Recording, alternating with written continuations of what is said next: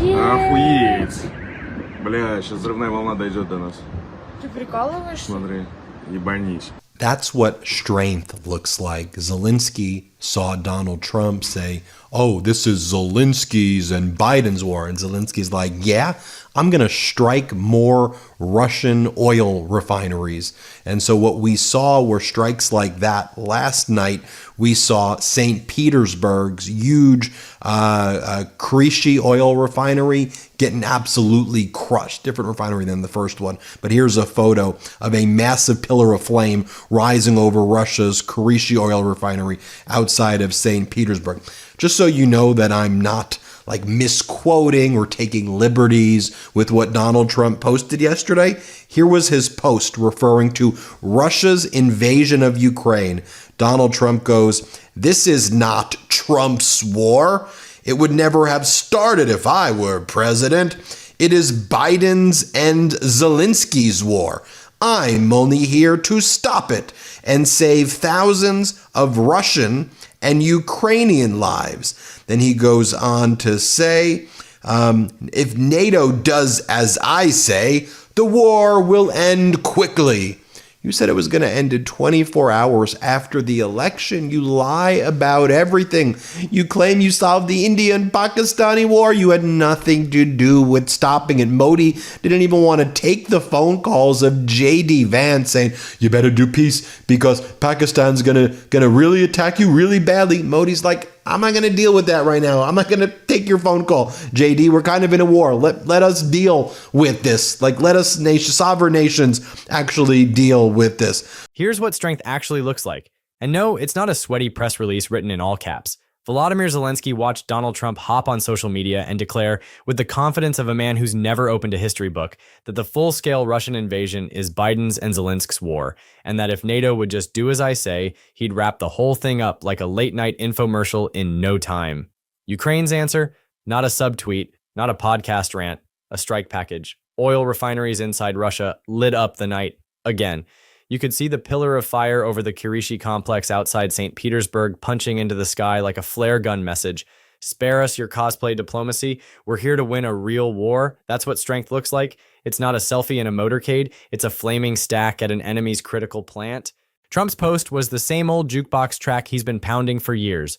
None of this would have happened if he were in charge. Everyone else is to blame, and he alone can fix it. He even chucked in the line that NATO should do as I say to end the war quickly. Which is how you know he's talking to an audience of one himself, because grown-ups know alliances aren't vending machines and Europe's not Mar-a-Lago. He promised the war would end in 24 hours after the election, which is a fun way to say, I'll promise anything as long as you stop asking for receipts. This is the guy who says he brought peace to India and Pakistan, and then mixes up who called whom while insisting he solved Congo. Yes, Congo, the country he once confused like it was a cocktail on a menu. He doesn't do geopolitics, he speedruns fan fiction. And while we're on strength, let's talk about the world's weirdest flex, the United States Navy boarding a tuna boat off the coast of Venezuela and then acting like we just seized the Death Star. The Venezuelan government said it was a fishing vessel. The boarding video looked like a mid-season episode of a show nobody binge watches, and the message from our end boiled down to, look, we're doing something somewhere. Is it better than dropping bombs and calling it precision deterrence after bodies hit the water? Sure. But spare us the Roosevelt-era gravitas when your big weekend move is frisking a crew whose deadliest weapon is a hook and a cooler. Strength isn't making museum guards in D.C. check IDs like we're under siege while you slap your face on federal buildings and call it order. That's not order, that's a screensaver. Back at home, reality kept humiliating the narrative. Remember the online chest thumping that the Charlie Kirk assassin just had to be the left's ultimate cartoon, purple hair, Antifa tattoo, a trans flag cape. That fantasy collapsed the second the face had a name. The killer turned out to be a 22-year-old white Mormon from a Trump voting family who mocked authorities in Discord chats as friends asked, "Dude, this looks like you?"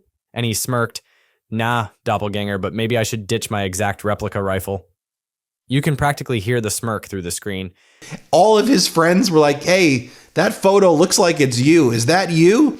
And then Tyler Robinson was like, nah, it's my doppelganger. They're trying to frame me, and they're saying it's a bunch of trans stuff. Yeah, it's not me, but I probably have to get rid of the exact replica rifle that I have. Like, they were making a mockery about how bad the FBI was. So yesterday, I'm going to do a whole other video this morning on it. But yesterday, the FBI was like, he had a transgender roommate, so therefore, and then state regime media, Fox's digital editor then wrote this, the New York Post wrote it, then others were like, could transgender be a motive? Was he dating a transgender woman and then that inspired him to do this? The governor of Utah said, I was hoping and I was praying that it wouldn't be one of ours. And I found out that he was one of ours. He was a white boy. He was a 22-year-old white kid. He was one of ours. So that's what one of ours. There's so much derangedness. Could we be normal, America, please? Could we be normal? Oh, and now Marco Rubio's trying to seize the power of terminating the visas of American citizens who speak in ways that the regime doesn't like. So if you're an American citizen, your visas could potentially be canceled. Oh, if you're in the military right now, there's a purge in the military underway right now. If you've said anything negative about Charlie Kirk in your past or currently, they're getting rid of you right now. That's a Pete Hegseth directive. For real, for real. While that played out, the outrage machine tried to pivot to he had a transgender roommate, like we were speed dating motives. It's whiplash theater. First, it's the left did this, then it's college radicalized him, then it's online culture ate his brain, all while the governor of Utah said the quiet part out loud. He'd prayed it wasn't one of ours. It was. And this is the part we're not supposed to say because it upsets the algorithm. America keeps producing lonely, overarmed young men who marinate in ironic hate until the jokes aren't jokes, the memes aren't memes, and the rifle isn't a prop. We pretend it's random. It isn't. We pretend it's imported. It's homegrown. We pretend it's a one-off. It's a pipeline. Strength is admitting that and doing something about it before the next rooftop viewfinder clicks onto a human being. Meanwhile, the censorship cosplay revved back up. Marco Rubio floated the vibe that people who say bad things, citizens, visitors, service members, should feel state heat for their speech. Cancel the visas, purge the military, blacklist the timeline. Freedom. Pete Hegseth in Secretary of War mode wants a culture of fear where a snarky post gets you booted from service like you're a security risk for a sarcastic caption. The far right calls that patriotism. The Constitution calls it unconstitutional. We don't jail sarcasm in this country. We weaponize better jokes. And since the authoritarian chic is portable, the UK got its own copycat sludge. Far right Unite the Kingdom cosplay rallies pretended to represent the people, which is funny because actual people, the ones who don't spend their evenings screaming into phones, showed up in bigger numbers to chant them off the streets. Women led those counter marches and made the pavement hum. This is what community looks like. You want to export MAGA? Meet Customs. If you want a case study in political catfishing, look at how fast thoughts and prayers got rebranded when the facts turned inconvenient.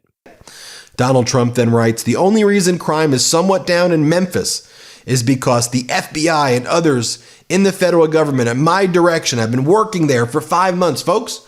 The FBI has never worked in Memphis before, according to Donald Trump, just happening right now on the absolutely terrible crime numbers. Likewise in Chicago and Los Angeles. Oh, he saves Los Angeles again. He stopped the wildfires. He stopped the riots. And now he stopped all crime. Superman. That happens after we make official announcement, we're coming. And when we do that, as we did in now very safe Washington, the no crime miracle begins. Only I can save them, he goes. Thank you for your attention to this matter. President DJT, only I can save them. Like a little baby. We have no offense to babies, like a petulant little man baby fascist in there. Only I can save them. Like a caricature of a bad guy character growing. Like, what is this? And meanwhile, though, you have him. Is this how you're making us safe in Chicago? You're basically shooting people with non-lethal rounds who peacefully protest. Here, play this clip. Cameras up!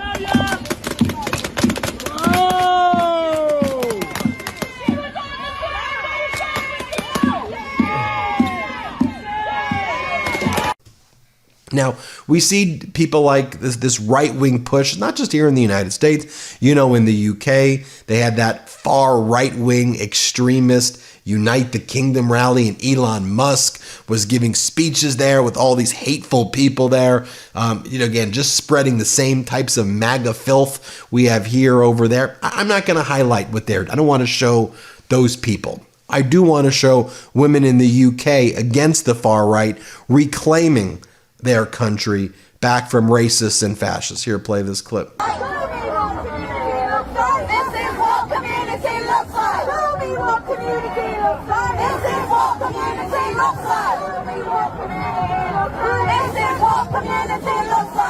The same voices telling us hours earlier that the killer was definitely a leftist agent of chaos suddenly discovered compassion when the mugshot looked like a neighbor's nephew. Then they demanded that the rest of us match their instant grace.